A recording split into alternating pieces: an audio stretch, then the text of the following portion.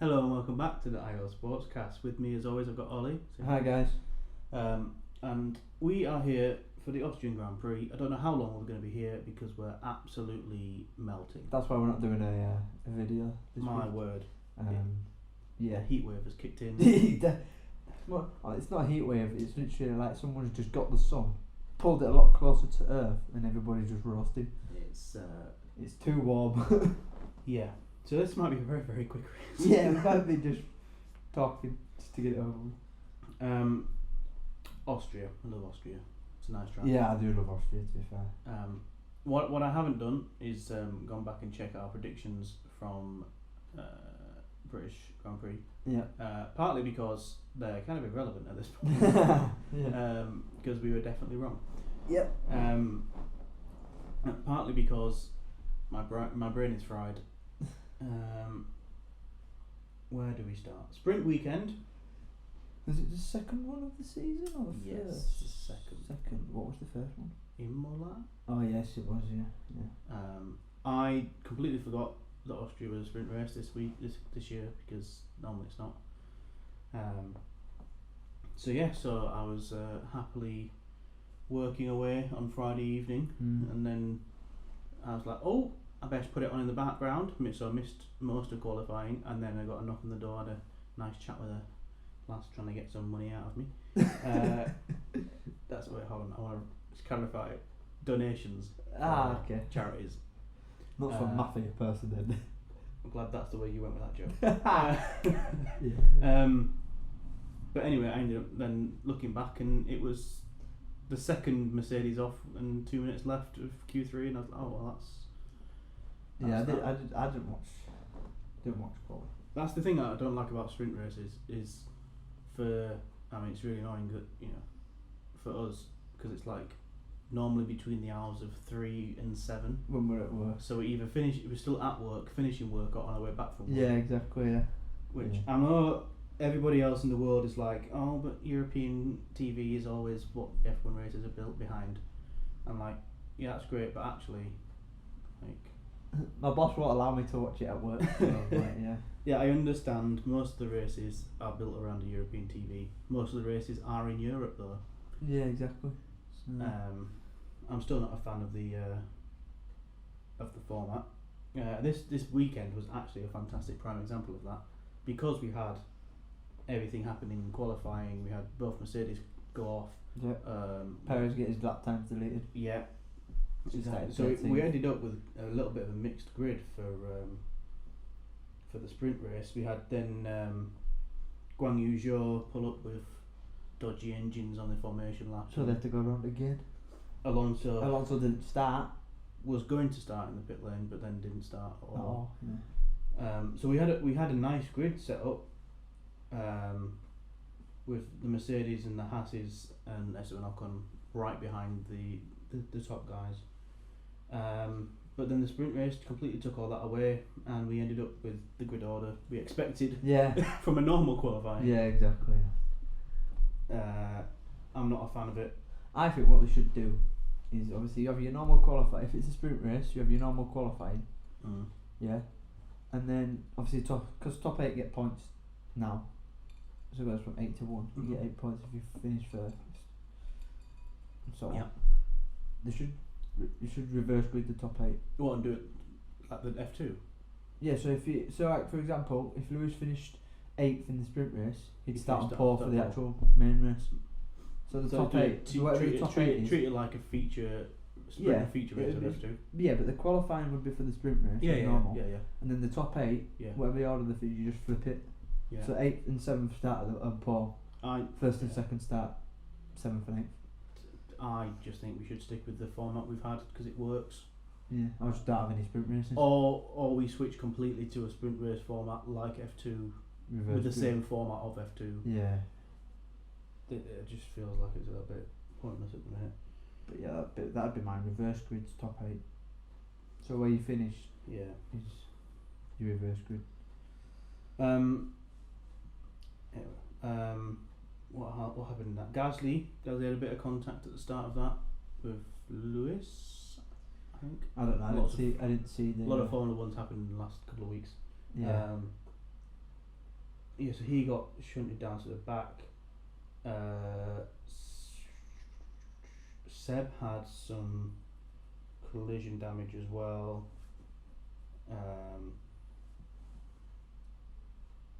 And Mick and Lewis had a right ding dong battle. I know.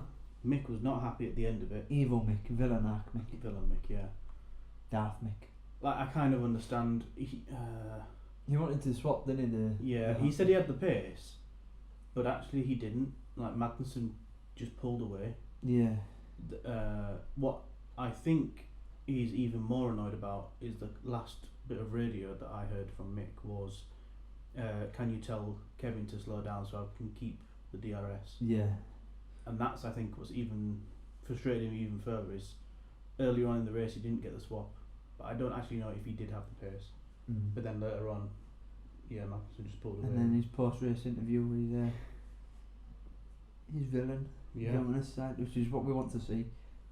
We want happy Mick at times, but we want evil Mick as well. With them evil, like his dad. As long as he uses it to actually just spur himself on and doesn't do what his dad does and try and take people out of the race. Yeah. That's what I don't like. Yeah. If he uses it as like right, I am going to hunt you down. I will find you. Go around the outside of you. And I will kill you. Going to make you look like an absolute fool. Yeah. Then, fair enough. I mean, he did that at times in this race, to be fair. Yeah. Let's talk about the race. Another decent race. That's 2 in a row now. A relatively solid race. We like Austria as a track. Yeah. It's does it really have anywhere like that you can't overtake? No, I think you can Apart overtake from most turn 10 mainly, maybe. I was thinking turn 6, that first double left-hander in the middle sector. Yeah. That's If you've got big cojones, you could probably. Because didn't Alonso last year who tried to go around and move around the outside and didn't. If you do it wrong, you're in the gravel. Yeah. If you get it wrong, you're either in the gravel or you're spinning off. Yeah. So. But most corners you can overtake at Austria, which is what we want. Yeah, which we saw some moves at turn 1. Beautiful moves. We saw some. We can't really overtake. We could overtake down straight. It's turn 2. It's not really a turn. Yeah. Turn 3. Some good moves there. Turn 4 as well. And both turn 3 and turn 4 allow for the cutback, so that if an overtake does happen, you can just it's switch. not. Yeah, it's exactly. That There's a fight back right there. We had some incredible overtakes. We had some good overtakes. Let's talk about the first big incident of George and Checo. Yes. George got a 5-second penalty. Yeah. For Checo went for the move around the outside. Had come from behind down the straight. Had got alongside. Yeah. Down to turn 4. And went round the outside. Yep. Contact was made. Checo ended up in the gravel with some damage. Big damage. He limped back, got some changes done at the pit in the pits. Yeah. But then just in the end it proved too much and he ended up retiring. Whose fault is it? I think it's 6 of one and half a dozen of the other. Fair. Because yes, George has got the inside. Yeah. Checo, but he couldn't really do anything. Couldn't really do much. Yeah. Because he was in the inside, taking the racing line. Checo was on the outside, and obviously he was ahead. So technically, it's Checo's corner, because he's ahead going into the corner. But then Checo was on the outside. Could have given him more space. Yeah. So. In my opinion, there was more space for Checo to give. Yeah. Now, it's a really awkward turn because yet the exit does open up to the left. Yeah. But apart from slamming on the brakes, which George then just going to lock up and bump into Perez. Yeah. Anyway, like George can't turn right because then he's off the track. Yeah, he's already turning right and he's on the inside. He's got no space to turn left because Checo is right there. Yeah. The move with Sebin Gasly, was it Sebin Gasly later on? Yeah. That was a different one. Yeah. Because they weren't tucked on the inside, it was a lot further out. It was like middle of the corner, wasn't it? And it was starting to drift back over to the left on the exit. And he opened his steering. Whereas this was very much on the inside earlier in the corner. Yeah. So actually, had Perez given space, it'd have been avoidable. I'm of the opinion that George later on could have avoided it. Yeah. Because he wouldn't have necessarily needed to go out wide. Nah. He'd have had Plus, to if he avoids it, he probably gets him down the start finish anyway into turn 1 or into turn 3 again on the next lap. Yeah. Oh. Would that give a penalty? Damage for Checo, who obviously we've not seen the damage to his car yet. I want to see actually how bad it was. Well, there was some bodywork that came off. And they were just there the whole race. They were just like Stood in the gravel, sod it. You could see it immediately come off. Yeah. I think it was just more error, and I think this is a safety thing. Probably the wise move from Red Bull to keep their engines running as little as possible. Yeah. Especially when you can see your Ferrari guys having their own engine problems. Which we'll talk about, which we will get onto. We'll get to. Really, what was the next big thing? Black and white flags was the next big track thing. limits, yeah. I don't remember a race that had that many black and white flags being given. No, I can't remember the last one. We had Gasly and Lando get 5-second penalties. It's like that Oprah meme. You get a black and white flag. You have a black. Everybody gets a black and white flag. It really is. Yeah, we saw both Lando and Pierre get actual penalties. Quite a few. I think not just them, but I think some others got penalties as well. But they were the main two.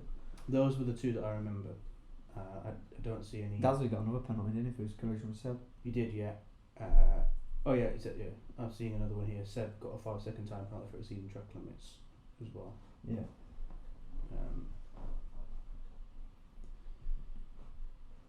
Yeah, so we have.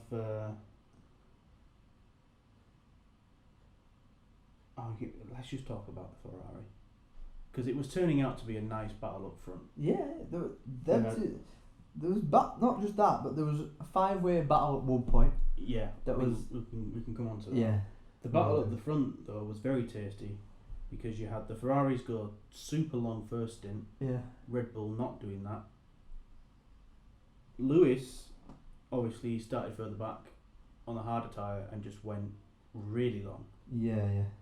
And that threw all the strategies were up in there. The Ferraris managed to get past Max multiple times. Yep. And they were nice moves, to be fair. They were, Charles. to be fair, yeah. Good battling. They've got a bit of history at turn 3. Yeah, they do. And actually, it was nice to see that this one was worked. Yeah, this one kept itself under wraps. It's fair. Was well worked out. In the end, it worked out that Lewis just did not have the pace. It was going to be Ferrari fighting for 1-2. Yeah. And where did Max fit? Where would Max have finished? Max, he didn't have the pace, did he? No. I don't know why. I think as commentary was saying, the change in the temperatures plays a big part. Yeah. Suddenly your tyres work completely different as they did the day before. Also, maybe the Ferraris were just consolidating yesterday. They just didn't want to risk for one extra point. Yeah. They'll take 7 versus 8. Yeah. Maybe that was part of it. Who knows? But it looked like a slam dunk. It was going to be Ferrari 1-2. For quite a bit of the race, yeah. And then Sainz's engine went poof poof. Well, because they pitted again, didn't they? There's quite a few. Everyone was saying it's going to be a 1-stop, but the leaders did 2 stops. Yeah. So Max came out after the virtual safety car was caused. Oh no, that was before, wasn't it? There was a final round of pit stops for Charles and Max. Yeah. Because of Sainz's virtual safety car. So they were catching. Sainz was catching Leclerc. He was going to get him as well, probably. I think it'd been close. And then next thing, it's he just pulls it, starts slowing, and then you see some smoke. Yeah. A few sparks, some flames. Yeah, well, I mean, we saw the flames. And then he much goes earlier than I thought. Yeah, he goes up the hill to turn 4. Oh, the runoff on turn 4. Turn 3? No, it's turn 4. Was it turn 4? Yeah, because he was going to get him down. So he went off the escape route. Yeah. Up turn 4, and obviously it's uphill. So and F1 cars don't have handbrakes. Ooh. So his car was on fire. Yeah. He was trying to fucking You get could out. see, you could but his stop, car was stop, rolling stop, back. roll, stop, roll, stop, So roll. some marshals like, I'm just going to throw these airplane chocks underneath the wheel. Yeah, which the first one didn't land and he fell over. Mm. And at that point, if you're the marshal, like, do you focus on the chock or you just like put the fire out? If the guy stays in there and holds the brake, at least the fire's out. Yeah. Like what? I don't know what the training for that would be. Car is on fire, going downhill. Driver can't get out, otherwise he'll probably run himself over. Yeah. But I've missed the chocks, or the chocks didn't stop the car rolling for whatever reason. Well, I think before he got out, he took his steering wheel off, didn't he? So if he'd have kept his steering wheel on, he could have. Like, it's like what you said. You should have just put full, when he was going back. You just put full right hand down, and beached it in the gravel. Beached it sideways in the gravel. Yeah, when you that's what I would have done. From being on the sofa, spectator's point of view, watching, thinking, what would I do in that situation? The first thing that came to mind was, okay, I'm on a hill. I can't get out of the car. There's no one around. I need to get out. Beach it in the gravel. Yeah. Or try and slam it against the wall. So well, I would have thought the wall you'd bounce. You could bounce. Yeah, backwards. you could. Yeah, but whereas if you're in the gravel, you're not on an angle, not straight. It's not, the gravel's there to stop a car at 180 mile an hour. You know what I mean? Exactly, yeah. So a car going 5, it's going to stop it. Yeah. Especially if you put it in an angle as well. Yeah. So. And dig it in a little bit. Yeah. And then we saw the slow motion. And it's not just a normal power unit feeling. No. Boom! This went boom boom. Yeah. The side pods. The engine cover nearly came off. Yeah. You can see it trying to escape. Yeah. Fire everywhere. Yeah, that's some that's gone explode. Some that's I want to shot through engine casing there. Yeah. I genuinely am looking forward to what Ferrari say. Like, I wish they did like a full debrief report. They're not going to do that because trade standards and secrets and stuff. Yeah. Piston, I reckon. It would be nice to see what's going on. But that brought out a safety car, a virtual safety car. Yeah. I would have loved to see a full safety car in that situation. That'd be incredible. But it allowed Charles and Max to get new tyres. Yep. Well done Ferrari for actually getting good strategy. Yeah. But not having a full safety car meant Lewis was still miles away. 30 odd seconds back or whatever it was. Yeah.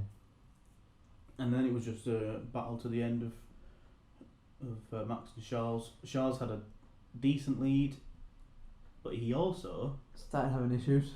He also had his own issues with that go fast pedal. Yes, and the go fast pedal was keeping going fast. It wasn't coming back up, was it? So. Yeah. You got to feel for Charles. The racing gods are doing everything possible for him not to win races. Yeah. If it's not Ferrari's team, if it's not the strategy, it's the car. Yeah. It's like Enzo Ferrari's looking down on him like, not today, my child. Yeah. I had a feeling that one of Ferraris were going to go. You said that. You did say it. Yeah, you did call it. To be fair. I just thought it was going to be Charles' car that went because he was leading the race relatively comfortably. Yeah. But yeah, his throttle was stuck slightly up, and so he couldn't bring it all the way back to 0. Yeah. I think little things like that, when your teammates just retired, must throw your mind racing somewhere else. Yeah. Like, you'll suddenly, if that's happening in a normal race and he's P4, manage the situation, bring the car home. Yeah. You're doing it in P1 when your teammates just retired, and you're like, and there's not that many laps left as well. Yeah, like, holy crap. Laps, 5 laps left. And I don't have that big a lead. Yeah. You know. Squeaky bum time starts to set in. Yeah, it's at some point. It's suddenly it's the same situation, but it's completely different how you handle it. Yeah. But he did just have enough of a gap. Just. Another lap or two. I'm not sure. Got him. The gap in the end was only 1.5 seconds. From, what, 4? 4, yeah. So it was. Yeah. It got shut down pretty quick. Sainz going out did mean that the wonderful Lulu got another podium, 3 in a row. It's not bad. Yes. And George finished 4th. George P4, even with after his penalty. Yeah. Did a good drive, did George. Ocon was 5th. Good drive that. And Mick Schumacher, P6. What's that?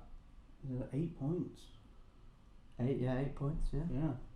Yeah. Lando 7th, K-Mag 8th. I think that back-to-back double points finish for the Hasses.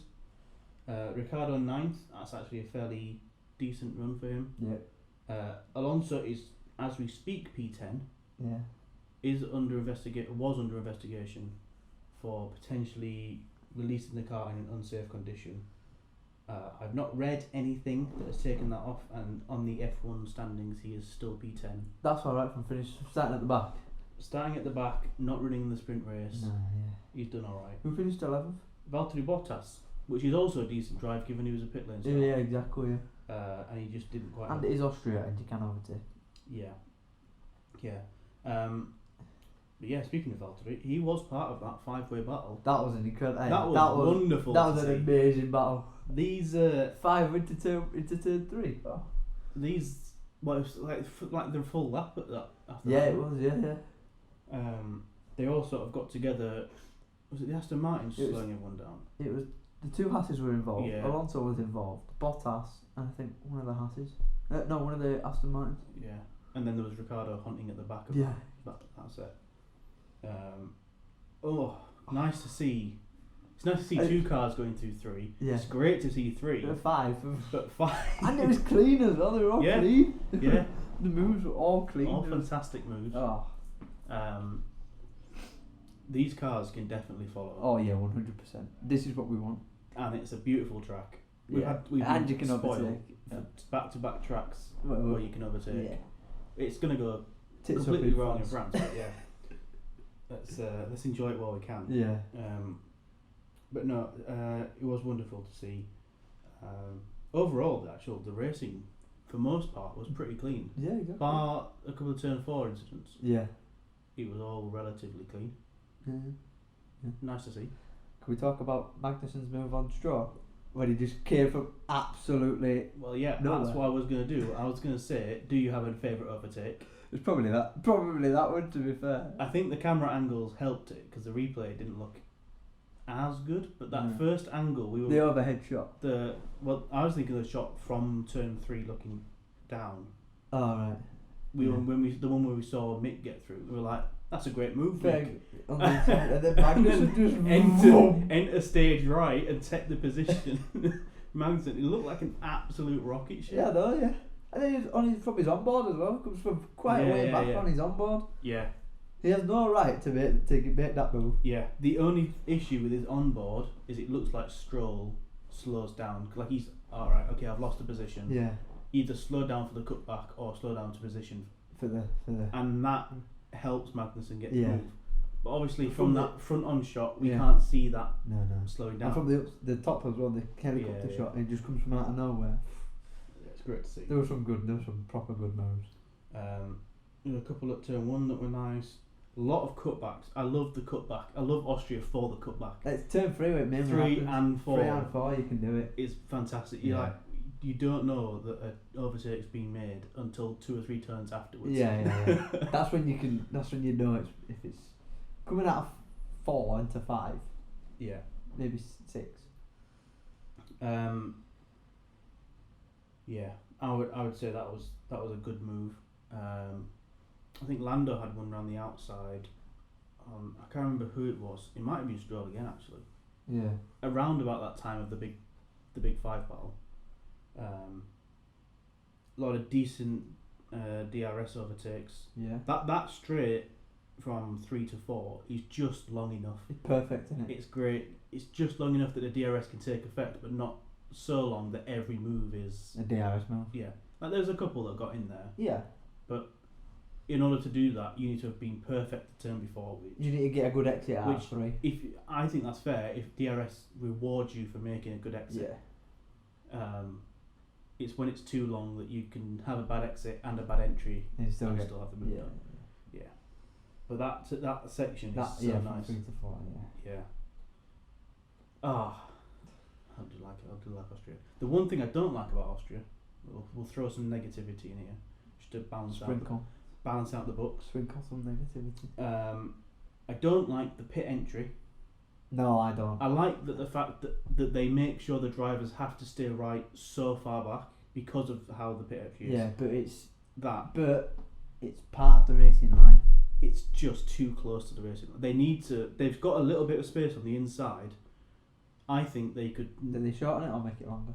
I think they make the pit lane its separate road tighter. So you turn. Yes, you're pulling off right further. But you turn right earlier. Further back, but then you have a sharper turn right into the pit, and it's a separate bit of road. So currently, the pit entry is just before 9. Yeah, and you stay right, but the racing line pretty much comes across. I'm saying you move the pit entry stay right bit back up the straight before the start of the entry into the turn. Yeah. And at that point, you, instead of keeping it on the track for turn 9, you pull it off track. You sharpen it. Yeah. To the right. You cut inside. There is going to be a time where someone's coming into we saw Ricciardo and Hamilton both had some scary moments. Yeah, because there's going to be a time where the car coming into the pits as two cars are, I don't know, maybe side by side or battling, and if one of them just loses it slightly or doesn't see that car as they're coming around the corner, that's all it takes is a little bit of a wobble from the guy going into the pits. Yeah, exactly. That's all it takes. And then you've got a big crash, and then people are like, oh. Yeah, and that is a fast-ish corner. Yeah. So you're carrying a lot of momentum through there. Yeah, exactly. So that's the only thing I'm not a big fan of. I like the exit of the pit lane. Yeah. The tight corner and all that. That I'm all good with. It's just the entry. Yeah. I guess the only other negative from this weekend has been the fans. Yeah. Which, it's not on. Nah, it's not, is it? There was a lot of it last weekend, so just to show that we're not British biasing here. There was a lot of it last weekend with, anytime something went wrong for one of the drivers, there was a lot of cheering or booing or whatever. Yeah. Which, that in itself is not great, but it's also part of sport. Yeah, it's like when your football team's playing your rivals. Yeah. Or you don't like a player, you'll boo. Yeah. Well, yeah. I was thinking more just, even if you concede a goal, there's a bit of boo. I don't mind booing. So British fans booing Max. I don't like that. But what annoys me is when Hamilton crashed in Q3. I think they all started cheering. Yeah, I think if it's something that's a bit yeah. If it's a genuine overtake, or if he drops, spins it himself. Doesn't have a crash, but spins it and beats it in the gravel. Then you'd be like, because that's a sporting moment that you're reacting to. I think that's fine. But it's when it's a crash. When someone's safety is involved. Yeah. That sort of thing. You're like, no, someone could be seriously hurt. By one of these crashes. It's for example, last week at Britain, it's if everybody started cheering. It's when everybody started cheering when Jawadi's crashed. If they'd done that. Yeah. Let's move away from this. One of the drivers has a £25,000 suspended fine. And it's not who you think it would be. It's Sebastian Vettel. Yeah. Storming out of the drivers' briefing. The drivers' briefing, which all the drivers are required to attend and stay for the full duration of. Yes. Which he did not do. Nope. So it's been suspended, €25,000 fine, suspended for the rest of the season. So if it happens again, he has to pay 25k. If he breaks the same rule, he will pay the fine. I forget exactly which one it is, and it doesn't tell me on here. But there's a very specific section about who needs to attend drivers' briefings and stuff. So all the drivers, isn't it? And what they need to do, but there's also team representatives and stuff as well. So if that code gets broken again, you'll have a €25,000 fine. I read that he met with the stewards and actually had a very positive conversation with them afterwards. So I think it's more about him just being frustrated. Yeah. And maybe a lack of organisation in the drivers' briefings. We've definitely heard that in the last couple of years. Yeah, not only that, but there's been a bit of a complaint this weekend about the stewards and the race directors' consistency and changing it from each race. And that's what I think it might. I don't know if that's what it was about, but I don't know what it was about. There is one. I said the one really simple way because let's be honest, there's no real simple way to enforce consistency. One way that might really help it is one race director, one set of stewards, and they are consistent. None of this swapping between events. races, yeah. Yeah, but we had that with Michael Massey and look how that turned But we out. didn't though, because his steward team constantly changed. Ah, yeah. Like You have one race. the race director doesn't make the call. The stewards make the call, and he just actions it. Yeah. You know, it is sort of like Boris and his cabinet. You know? Yeah. Like he relies on His people to give him cabinet, information. Actually, he doesn't at the minute. Yeah, He doesn't. he's probably he's probably trying to find a way to stay in power. Anyway. Yeah. But yeah, I think you need one big dog and a vice big dog, just in case the big dog gets poorly. I can't make Yeah, it. like I don't mind them. I don't mind them having two race directors if they're there all the time. Yeah. That as long as the teams stay the same, I actually don't mind whether that's one director and 4 stewards, 2 directors and 7 stewards. Yeah. As long as it's.